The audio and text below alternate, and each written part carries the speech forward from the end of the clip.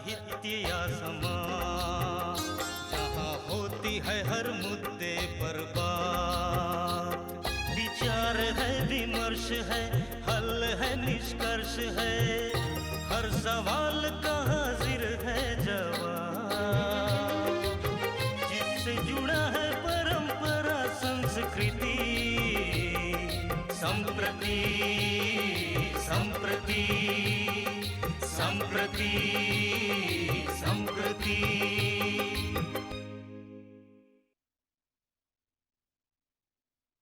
मैं हूं रवि प्रकाश और यह कार्यक्रम है संप्रति। आज तारीख है 29 दिसंबर और आपको पता ही है कि दो दिनों के बाद यह साल ख़त्म हो जाएगा और नए साल की हम सब आगवानी करेंगे। और संप्रति का इस साल का यह आखिरी एपिसोड है, तो आप सभी लोगों को नव वर्ष की अग्रिम शुभकामनाएं। और क्योंकि इस साल जाते जाते हम लोगों ने कई बार पूरे साल में इस बात की चर्चा की है कि जो चाइल्ड ट्रैफिकिंग है, जो चाइल्ड लेबर का काम है झारखंड में, इस पर रोकथाम उतनी मुस्तैदी से नहीं लग पा रही है जितनी मुस्तैदी से लगनी चाहिए। तो जो भी चाइल्ड एक्टिविस्ट्स हैं वो इस बात को बार बार उठाते रहे हैं और हम लोग पूरे साल इस पर डिस्कशन करते रहे हैं। तो आज साल के आखिरी एपिसोड में भी बात करना चाहते हैं झारखंड में बाल श्रम पे, इसके रोकथाम और उन्मूलन के उपायों पर। और इसके लिए हमने खास मेहमान को बुलाया। हम स्वागत करते हैं संजय मिश्र साहब का, जो जाने माने चाइल्ड एक्टिविस्ट हैं झारखंड के। न केवल झारखंड में बल्कि पूरे देश में आपकी ख्याति है। आप नीति आयोग के लिए भी काम कर चुके हैं। और जब कभी हम लोग बाल श्रम पे बात करते हैं तो एक्सपर्ट के तौर पे आपका नाम पहली बार दिमाग में आता है। तो आपका स्वागत है इस कार्यक्रम में। धन्यवाद सर, क्या स्टेटस है अभी झारखंड में? जो ये पूरा साल बीता है, क्या कुछ काम हुआ है बाल श्रम को रोकने को लेकर? सबसे पहले तो मैं आपको शुभकामना देता हूं कि आपने साल के इस आखिरी विदाई के पल पर बच्चों के लिए आपने सोचा, और ख़ासकर ऐसे बच्चे जो बाल श्रम से अपनी पूरी ज़िंदगी को जूझ रहे हैं, और उन बच्चों को पुनर्वास और उनके रोज़गार और उनके शिक्षा बेहतर मिले, इसके लिए आपके द्वारा जो ये आयोजन है। सबसे बड़ी बात है कि झारखंड में जो आप देख रहे हैं कि झारखंड एक ऐसा स्टेट है जो सोर्सेस स्टेट के रूप में जाने जाता है, जहाँ से डोमेस्टिक वर्कर्स जो हैं लाखों और हज़ारों की संख्या में आज यहाँ पर घरेलू काज के रूप में देश के अलग अलग राज्यों में, आप दिल्ली कह सकते हैं, बॉम्बे कह सकते हैं, महाराष्ट्र कह सकते हैं, कलकत्ता है, ऐसे शहरों में लड़कियां हज़ारों की संख्या में जाती हैं।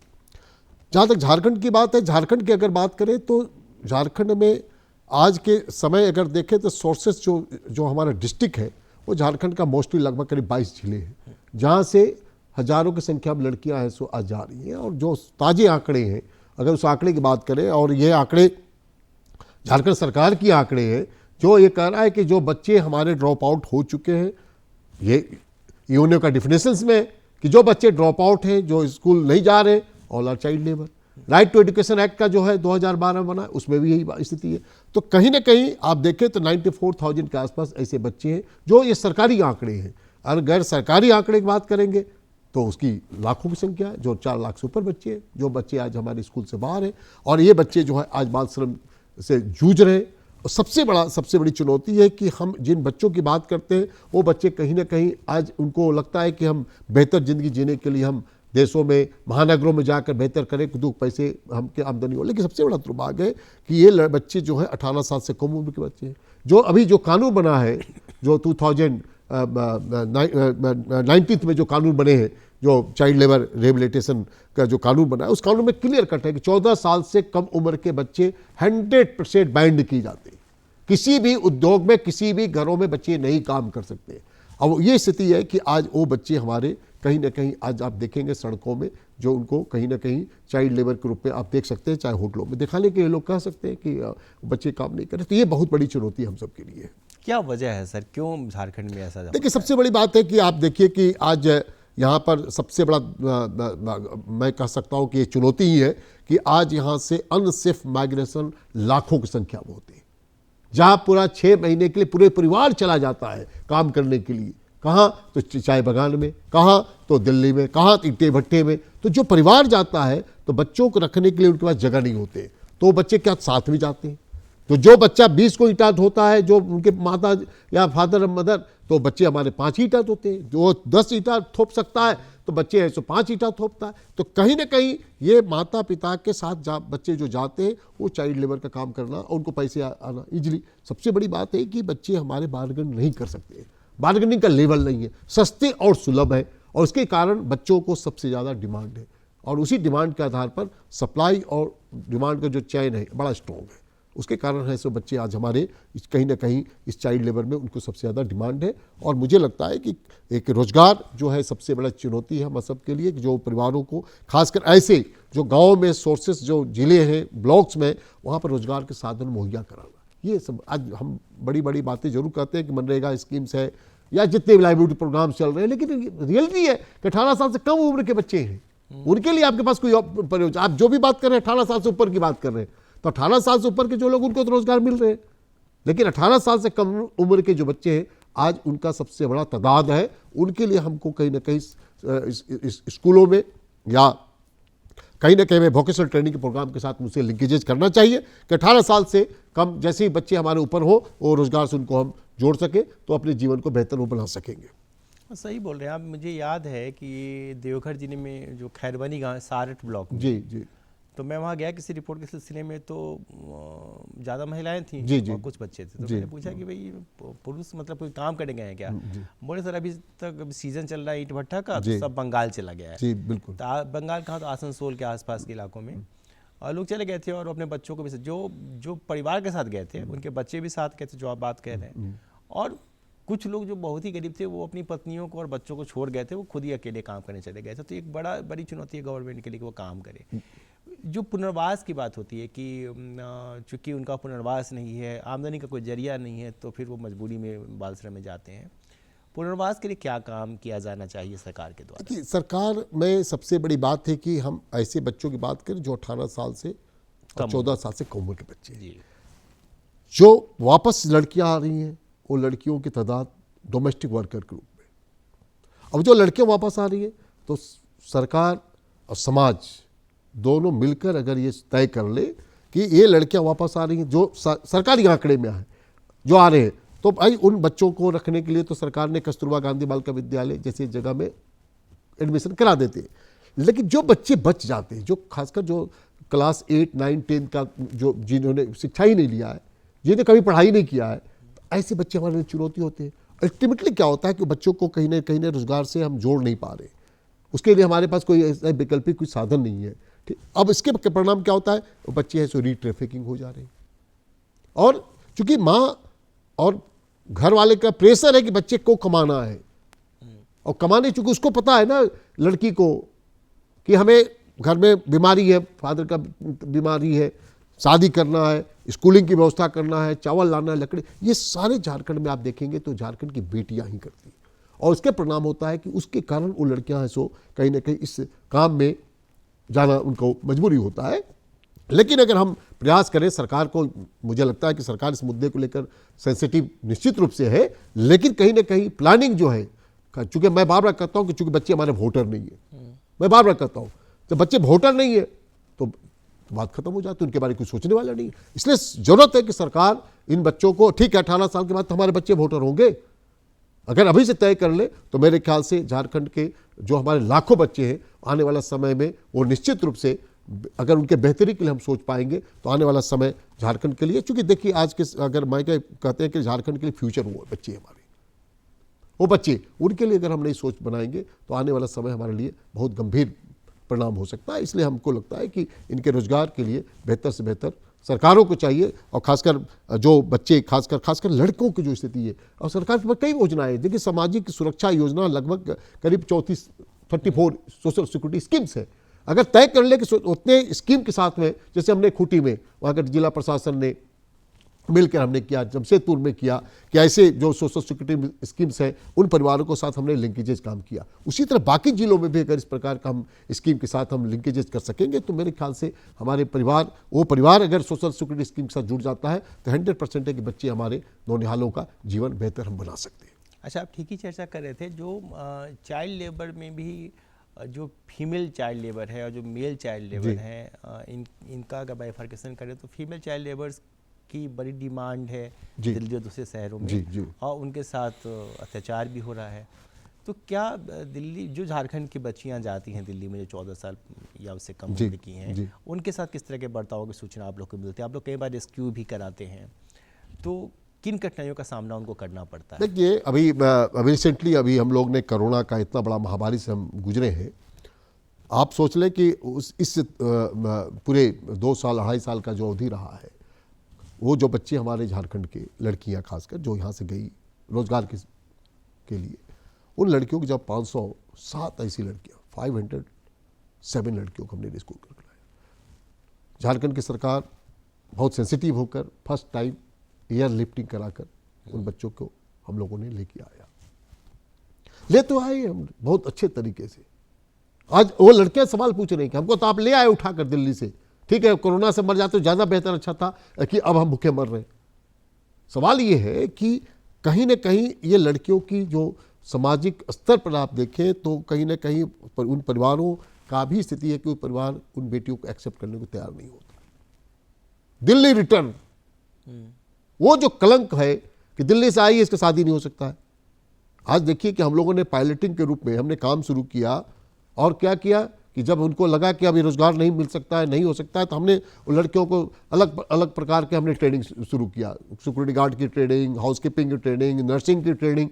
और बिलीव कि आज लड़कियां आज हमारी बहुत हौसला और बुलंद के साथ में रोजगार करें। क्या सरकार नहीं कर सकती? सरकार को भी, लेकिन जरूरत है कि हम जब तक इनके साथ में बहुत ही सेंसिटिव होकर और ईमानदार इच्छा शक्ति के साथ जब तक हम पेश नहीं करेंगे, तब तक झारखंड की बेटियों को, देखिए बहुत बड़ा दुर्भाग्य है कि आज दिल्ली से, अभी देखिए रिसेंटली कल की मैं घटना बता रहा हूँ, खूंटी जिला का 5-6 ऐसी लड़कियां थी जो दिल्ली में उनके नियरेस्ट लोगों ने ले जाके भेज दिया था। जब दिल्ली वापस आए, अभी उसके ऊपर FIR भी हुए, जेल भी गया दलाल लोग, दलाल भी वही गाँव का लोग है, आसपास का। तो आप सोचिए कि ले जाने वाले भी वही लोग हैं। ऐसा नहीं कि बाहर से कोई लेके आ जा रहा है, उन्हीं परिवारों में से। अब उसी तरह देखिए कि सहारनपुर में 3 लड़कियां का बहुत बुरी हालत था, शारीरिक से मानसिक सभी प्रकार का उनका ये मुश्किल थी। अब सवाल है कि सरकार के साथ साथ समाज की भी जिम्मेदारी है, समाज को भी आगे बढ़ना पड़ेगा कि ऐसे जो दलाल हैं, ऐसे जो लोग हैं, उनको चिन्हित करें और गाँव में खासकर पंचायत की जो प्रतिनिधि हैं, जो हमारे PRI जो सिस्टम है, अगर उसको हम स्ट्रेंथन कर सकते, उनकी कैपेसिटी को हम बढ़ा सकते हैं, उनकी ट्रेनिंग हम दे सकते हैं। हाँ, आंगनबाड़ी सेंटर्स को हम फोकस करके अगर हम कर सकते हैं तो निश्चित रूप से हम प्रिवेंशन पर तो फोकस कर सकते हैं, लेकिन जरूरत है इनको रोजगार चाहिए। जब तक लाइवलीहुड अपॉर्चुनिटी हम नहीं क्रिएट करेंगे, तब तक कितना भी प्रयास हम करेंगे, लड़कियां रोजगार के नाम पर ठगी का शिकार बनेंगी और उनको कोई रोक नहीं सकता। जरूरत है कि हमें रोजगार के साथ सृजन करना पड़ेगा। दोबारा चली जाएंगी जी, दोबारा जा रही है, उनको पैसे चाहिए। जी बिल्कुल पैसे चाहिए। और आप अपने अच्छी चर्चा छेड़िए समाज के पार्टिसिपेशन की। जी। तो जो एक तो गांव का अपने रिश्तेदार है, अपना जी। समाज है, गांव के लोग हैं, गांव की अपनी ग्राम सभा है जिनको सजग होना चाहिए, पर जो स्वयंसेवी संस्थाएं हैं कि कई जगह स्वयंसेवी संस्थाएं बेहतरीन काम करें पूरे देश में, पूरी दुनिया में भी। तो NGOs का और सोसाइटी का क्या पार्टिसिपेशन हो सकता है पुनर्वास में? देखिए सबसे बड़ी बात है कि जब हम बात करते हैं कि बच्चों की बात करते हैं तो देखिए रिस्क फैक्टर बहुत ज़्यादा होते हैं। अभी क्या है कि कोई बच्चों को अगर रिहेबिलिटेशन करना है, होम चलाना है, तो juvenile justice care and protection act के तहत उनको रजिस्ट्रेशन लेना पड़ेगा। सिस्टम इतना मुश्किल है कि जल्दी उनको रजिस्ट्रेशन भी नहीं मिलेगा, चाहकर भी नहीं मिल सकते। सरकारों को चाहिए कि ऐसे बेहतर बनाने के लिए एक सिस्टम डेवलप करें, फोकल पॉइंट तैयार किया जाए, NGOs को उन पर शामिल किए जाए। अभी रिसेंटली हमने प्रोग्राम ऑर्गेनाइज किया था कि जो बच्चे हैं, खासकर जो बच्चे रेस्क्यू करके आए, उनको कैसे पुनर्वास की हम रणनीति तैयार करें। देखिए फैमिली, परिवार केंद्रित जब तक हम परिवार को फोकस करके चीज़ें नहीं तैयार करेंगे, तब तक चीज़ें हम खड़े नहीं कर सकते। परिवार केंद्रित हमें काम करना पड़ेगा और सरकार को चाहिए कि परिवार को फोकस करके होम में रखना ये कोई सोल्यूशन नहीं है। सोल्यूशन है कि बेहतर यही परिवार को फोकस करके बच्चों को परिवार के बीच में हम रिहेबिलिटेशन का अगर स्ट्रेटजी बना पाएंगे, उसमें गैर सरकारी संगठन का बहुत बड़ा रोल है। गैर सरकारी संगठन, अब जैसे एक मिरेकल फाउंडेशन है, बाल कल्याण संघ, ऐसे लोगों ने मिलकर जो भी प्लान स्ट्रेटजी किया है कि जितने बच्चे होम में बच्चे रह रहे हैं उनको कैसे हम बच्चों को निकालकर परिवारों में हम फोकस करके, तो ऐसी NGOs का गठबंधन बना के और अगर हम जोड़ सकते हैं तो बच्चों को बेहतरीन जीवन दे सकते हैं। बेहतर है कि हम होम से ज़्यादा परिवार को हम फोकस करके उनको पुनर्वास करें। और इसमें सरकार को चाहिए कि ऐसे गैर सरकारी संगठनों, पंचायत के प्रतिनिधियों, जो हमारे ग्राम सभा है, उसको साथ में लेकर और इस पर को प्रयास किया जाएगा तो मेरे ख्याल से ये बेहतर परिणाम आएंगे और बच्चों को जीवन में हम बेहतरी बनाने में हम सब को प्रयास होना चाहिए। उसमें सबसे बड़ा रोल हमारे गैर सरकारी संगठन उनके परिवारों का है। तो सर कोऑर्डिनेशन में कहाँ पे दिक्कत होती है? जैसे जो ब्यूरोक्रेसी है या जो गवर्नमेंट है, सौभाग्य से आज झारखंड सरकार में जो सरकार काम कर रही है उसकी चौथी सालगिरह भी जी है। जी जी आज ही हेमंत सोरेन ने शपथ ली थी 4 साल पहले। जी जी जी। तो इसलिए मैं पूछ रहा हूँ कि कोऑर्डिनेशन में दिक्कतें कहाँ पे आती हैं? देखिए कोऑर्डिनेशन सरकार में, देखिए पॉलिटिकल राजनीति इच्छा शक्ति प्रबल बहुत बड़ी मदद है। पॉलिटिकल विल पावर को हमको स्ट्रॉन्ग करना पड़ेगा। जब तक पॉलिटिकल विल पावर स्ट्रॉन्ग नहीं होगा, ब्यूरोक्रेसी चाहते हुए भी हम चीज़ों को पूरा नहीं कर सकते। सरकार के एजेंडे में होना चाहिए। और देखिए मैं सच कह रहा हूँ कि अभी की जो वर्तमान की जो सरकार है, हेमंत सोरेन जी हैं जो मुख्यमंत्री, वेरी डायनेमिक, बहुत यंग युवा मुख्यमंत्री, इनकी चाहते हैं कि ये चीज़ें होनी चाहिए। लेकिन जो बाकी जो उनके लोग हैं वो जब तक ईमानदार इच्छा शक्ति साथ नहीं सोचेंगे तब तक चीज़ नहीं हो सकता है। अब मुझे लगता है कि अभी की जो सरकार है, आज चौथी वर्षगांठ है, मुझे लगता है कि ये संकल्प लेना चाहिए समाज को और सरकार के सभी नेताओं को कि हम झारखंड को बाल श्रम मुक्त बनाएंगे। और साथ ही साथ यहाँ से बच्चे जो हमारे खासकर जो 18 साल से कम उम्र के बच्चे हैं उनको निश्चित रूप से समाज के मुख्यधारा के साथ जोड़ने का एक हम अभिनव प्रयोग करेंगे। तो निश्चित रूप से हम करते हैं। सरकार चाह ले जिस काम को, तो मेरे ख्याल से वो काम सरकार के बिना असंभव है हर चीज़। इसलिए सरकार अगर चाह ले तो कोई बहुत बड़ी बात नहीं 4 लाख 5 लाख बच्चों को रिहेबिलिटेशन करना, लेकिन सरकार को चाहना पड़ेगा। और चाहने के लिए मुझे लगता है कि पॉलिटिकल विल पावर को स्ट्रॉन्ग बनाना पड़ेगा, इच्छा शक्ति को मजबूत करना पड़ेगा। और मुझे लगता है कि ये सरकार की है तो निश्चित रूप से हमको लगता है कि आने वाला समय हम सब बच्चों के लिए बेहतर से बेहतर कर सकते हैं। आप लोगों ने बहुत काम किया था, कुछ बच्चियों को जिनको आपने रेस्क्यू जी, कराया, जी, कुछ जी। लड़कियां होटल्स में काम कर जी, रही हैं, हाउसकीपिंग का, जी, जी। कुछ पेट्रोल पंप्स पे काम कर रही हैं, कुछ सिक्योरिटी गार्ड्स का काम कर रही हैं। ये सब जो मॉडल है ये कितना अलग है दूसरे राज्यों से जहाँ पे पुनर्वास का काम चल रहा है? देखिए सबसे बड़ी बात है कि जैसे आप अगर देख ले देश में झारखंड तो है ही है, वेस्ट बंगाल भी है, झारखंड है, आपके बगल में छत्तीसगढ़ है। तो देखिए 2-3 चीज़ें हैं। जैसे छत्तीसगढ़ की सरकार ने जो अभी प्लेसमेंट और के लिए जो एक नया कानून बनाया है, ठीक है, उस कानून को झारखंड ने भी अडॉप्ट किया था। हम लोगों ने मेहनत करके बनाया। मुझे लगता है कि झारखंड की सरकार उस कानून को अगर बेहतर कर सकेगा, उस कानून को अडॉप्ट करके, और ऑलरेडी झारखंड की सरकार ने इसको मेरे ख्याल से सब कुछ करके रखा है और 2-3 साल 4 साल बीत गए। मुझे लगता है वो कानून अगर हम ला पाए तो मेरे ख्याल से जो लड़कियां आज दलालों के चंगुल में फंस कर, और दलालों के चंगुल में फंस कर उनको कहीं ना कहीं बिचौलियों के चाहते, उनको न पैसे मिलते हैं न सम्मान मिलता है। लेकिन अगर वो प्लेसमेंट रेगुलेशन एक्ट के तहत अगर लड़कियां जाएंगी, जैसे पासपोर्ट में रहता है कि वो किस देश में जा रही है, कहाँ काम कर रही है, उसी प्रकार का अगर झारखंड की लड़कियां सेफ माइग्रेशन, सबसे इंपॉर्टेंट है सुरक्षित पलायन, योग अगर हम आगे काम कर पाएंगे तो मेरे ख्याल से ये जो खासकर जो हमारे लड़कियां हैं जो बेहतर से बेहतर पैसा, देखिए अच्छा कमा रही हैं, 20,000 25,000 30,000 मिल रहा है पैसे, लेकिन क्या झारखंड के सरकार इस चीज़ों को बेहतर बनाने के लिए अगर इस एक्ट को कानून के तहत पास कर पाए तो मेरे ख्याल से एक तो ये हो सकता है। दूसरा है कि जैसे बाकी राज्यों में खासकर आंध्र प्रदेश में जो और तेलंगाना में जो है कि जो विक्टिम कंपनसेशन 50,000 रुपीज़, बच्चे जैसे आया, लड़कियां जैसी रेस्क्यू करके आई, 50,000 रुपया सरकार उनको दे देती है, 1 लाख रुपए तक देने की। और उससे क्या होता है, उनको जरूरत है कि सिलाई कटी की अगर ट्रेनिंग लेना है उसको मशीनें उपलब्ध करा दिया, उसको जरूरत है कि हम मशरूम की काम करना चाहते हैं, उसको लगता है कि कोई हम बर्मिंग कॉम्पोस्ट की काम करना चाहते हैं, तो जिस प्रकार का काम चाहे उस प्रकार को वो पैसे से वो कर सकता है। आज के डेट में हम वो नहीं कर पा रहे। सरकार को चाहिए कि या तो तेलंगाना स्टेट्स का या छत्तीसगढ़ का या महाराष्ट्र का जो बेस्ट है उनको रिप्लिकेट कर अगर हम कर सकते हैं तो मुझे लगता है कि ये बहुत बड़ी चीज़ नहीं है, इसको किया जा सकता है। लेकिन ये करना आज के समय बहुत जरूरी है। सिर्फ रेस्क्यू करना, लड़कियों को वापस लाना, ये हमारे ख्याल से अब जरूरत है कि सोर्सेस जगहों पर हमको फोकस करके काम कर पाएंगे तो मेरे ख्याल से बेहतर परिणाम ला सकते हैं। हाँ, एक मुश्त पैसा मिलना बड़ी बात होती है। अब मुझे याद है कि झारखंड सरकार ने एक सेफ माइग्रेशन को लेके एक पोर्टल शुरू किया था, योजना बनाई थी, लेकिन वो कानून नहीं बना जिसकी बात आप कर रहे हैं। अगर वो कानून बन जाए तो लोग डरेंगे। एक चीज़ और बताइए कि जैसे जो प्रधानमंत्री हैं नरेंद्र मोदी जी, उन्होंने कई बार कहा, उनकी योजना भी है कि बेटी बचाओ बेटी पढ़ाओ, ये भी नारा दिया। बाल श्रम को लेकर काफ़ी सख्त है ये सरकार।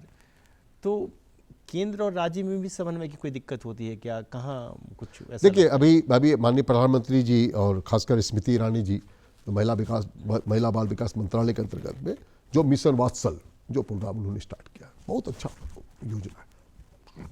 आप विश्वास करिए कि अगर कोई बच्चा को सड़क पर है, कोई बच्चा घर में कोई रख नहीं सकता है, 4,000 रुपया फोस्टर केयर के लिए सरकार दे रही है, भारत सरकार 4,000, वो भी अनलिमिट।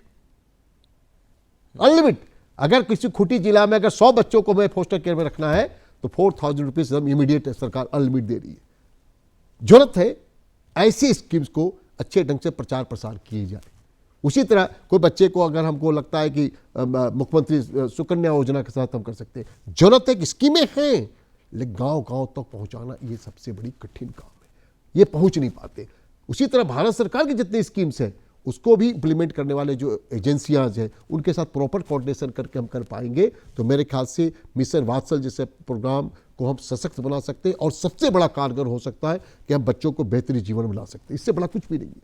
उसी तरह प्रधानमंत्री का जो अपना अभी उन्होंने पीएम केयर का जो योजना है उसमें हम लाभ दिलवा सकते हैं, लेकिन है स्कीमें, लेकिन वो स्कीमें कहीं ना कहीं आपस का बेहतर कोऑर्डिनेशन नहीं होने के कारण हम स्कीमों को गांव तक हम पहुंचा नहीं पा रहे। जरूरत है गैर सरकारी संगठन, पंचायत के प्रतिनिधि, सरकार की जो सिस्टम है उसको बेहतर कोऑर्डिनेशन करके हम बेहतर कर पाएंगे तो निश्चित रूप से हम कह सकते हैं कि भारत सरकार की जो योजनाएं हैं उसको भरपूर लाभ हम दिलवा सकते हैं राज्य सरकार के सहयोग से।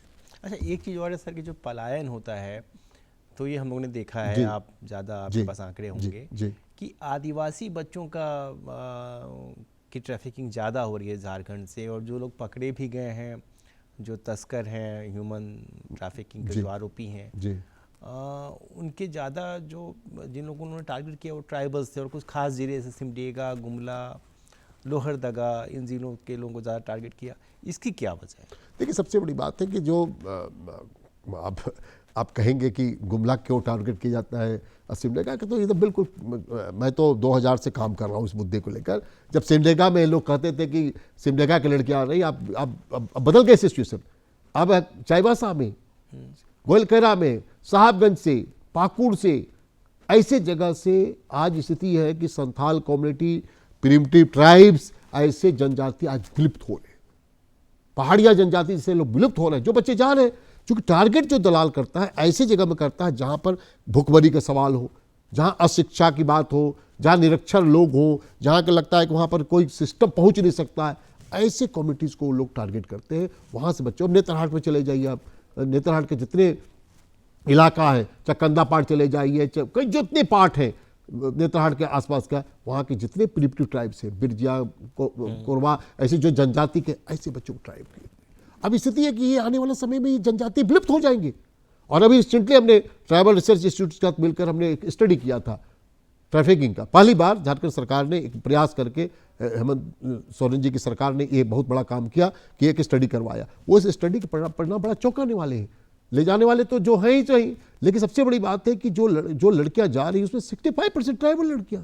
वही मैं जानना चाह रहा था। और ले जाने वाले कौन है? ले जाने वाले भी सो कॉल्ड उनके नियरेस्ट डेरेस्ट फैमिली है। सवाल ये नहीं है, सवाल है कि जो लड़कियां जाती है वो भरोसे से जाती है कि हमारा ये जीजा है, हमारा ये बुआ लगती है, ये हमारी चाची लगती है।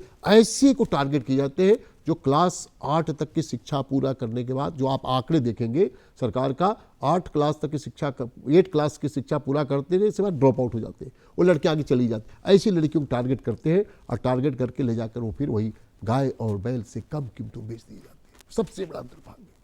चलिए, अब हमारे कार्यक्रम में सिर्फ 1 मिनट का वक्त है, कोई सवाल नहीं मेरा, आप कुछ कहना चाहते हो तो प्लीज। मैं इतना ही रिक्वेस्ट करूंगा कि झारखंड की लड़कियां हमारी धरोहर है, इसको बचाने के लिए हम सबको मिलकर प्रयास करना चाहिए। और आज का दिन बहुत अच्छा है कि 4 साल का समय जो सरकार ने बिताया है, और सकारात्मक रूप से 1 साल के अंदर अगर ये बच्चों के लिए खास उपहार दे सके तो ये मेरी विशेष अपील होगी सरकार से। बहुत बहुत धन्यवाद सर, आपका बहुत बहुत धन्यवाद। मुझे पूरी उम्मीद है कि जब सोसाइटी के पार्टिसिपेशन की बात आती है तो समाज को भी अपनी भागीदारी निभानी पड़ेगी, तभी जो है आप एक स्वस्थ समाज की कल्पना कर सकते हैं। अदरवाइज़ सिर्फ सरकार या NGOs या योजनाएं सब कुछ ठीक नहीं कर सकती। तो बाल श्रम को अगर रोकना है तो हमें आपको भी जागरूक होना पड़ेगा और आगे आना पड़ेगा। मुझे भी इस कार्यक्रम को रोकने की इजाज़त दीजिए। अगले सप्ताह इसी दिन इसी वक्त आपसे फिर मुलाकात होगी। नमस्कार, जोहार।